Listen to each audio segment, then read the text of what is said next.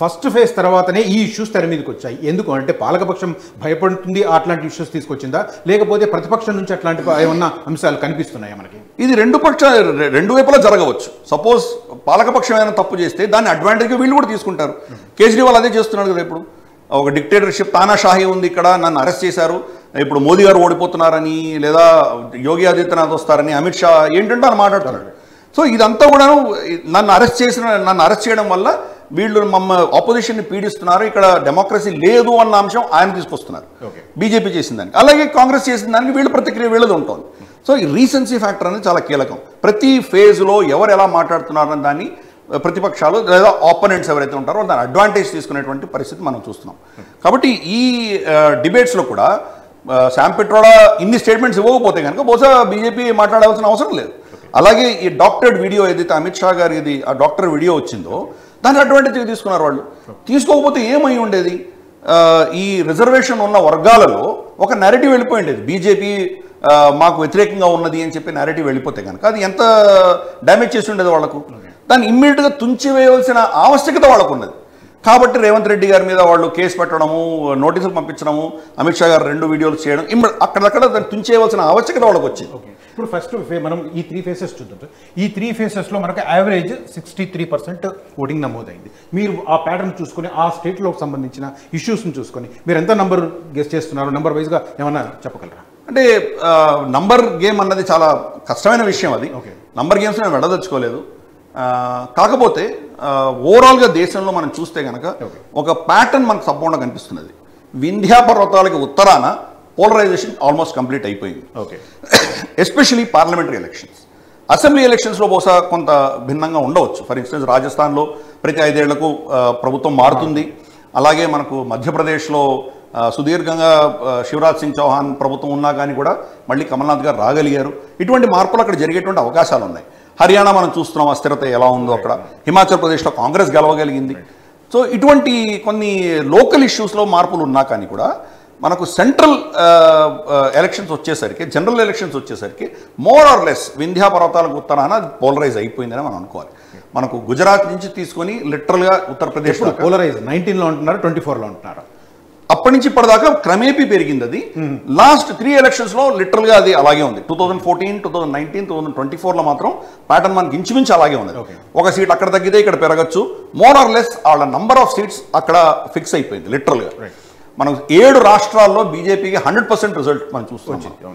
కాబట్టి హిమాచల్, ఉత్తరాఖండ్, తర్వాత ఢిల్లీ, చండీగఢ్, తర్వాత రాజస్థాన్, తర్వాత Hindi belt, basic Hindi belt, cow belt అంటారు దాన్ని, ఏదైనా పేరు పెట్టచ్చు. మిగతా రాష్ట్రాల్లో కూడా ఫర్ ఇన్స్టెన్స్ ఉత్తరప్రదేశ్ కావచ్చు, లేదా మనకు బీహార్ కావచ్చు, ఇక్కడ కూడా లిటరల్గా వాళ్ళే మెజారిటీ ఉంటున్నారు.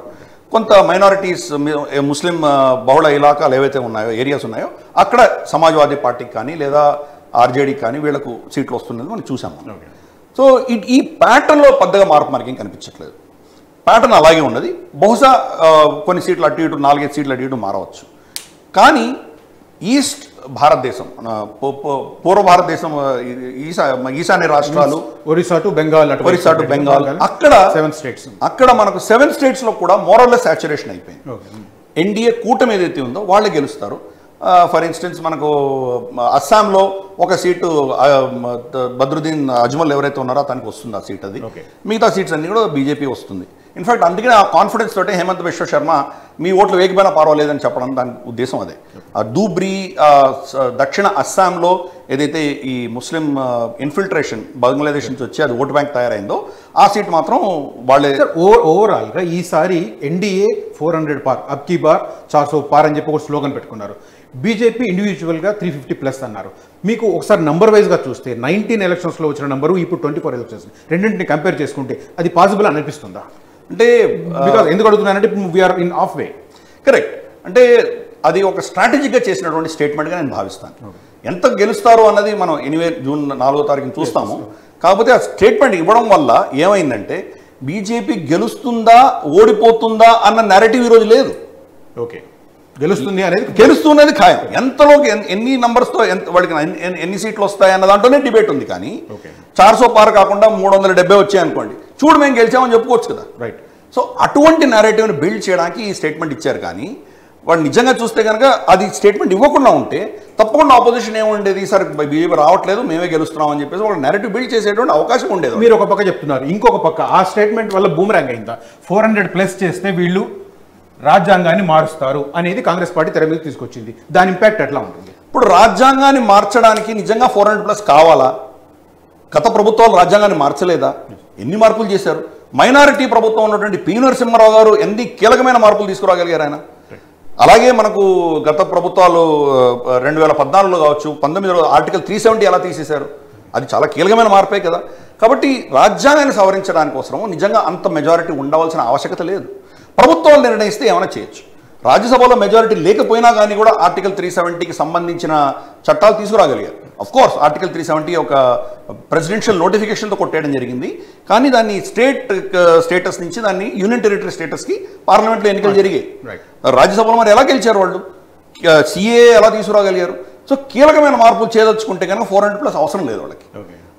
వాళ్ళకు ఆ కూటమి చేసుకోవచ్చు, వాళ్ళు మేనేజ్ చేసుకోవచ్చు, దానికి ఇబ్బంది లేదు. అసలైన తొలి వెలుగు. ఫాలో వాట్సాప్ @తొలి వెలుగు official.